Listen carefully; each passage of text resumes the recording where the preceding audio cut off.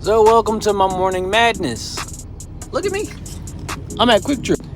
Everything was going good so far. I got my paperwork and all that good stuff, and I'm chilling, right? I'm chilling.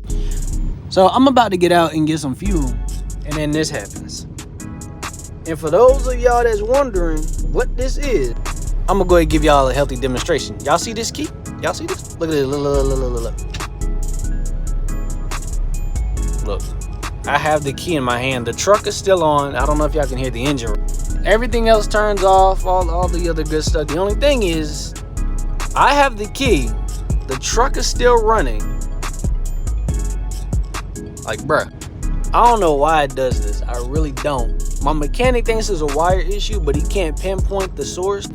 But he said if it happened again, just kind of monitor, like, did I go over any bumps, any whatever. I don't think I went over any bumps, but time to go see the mechanic.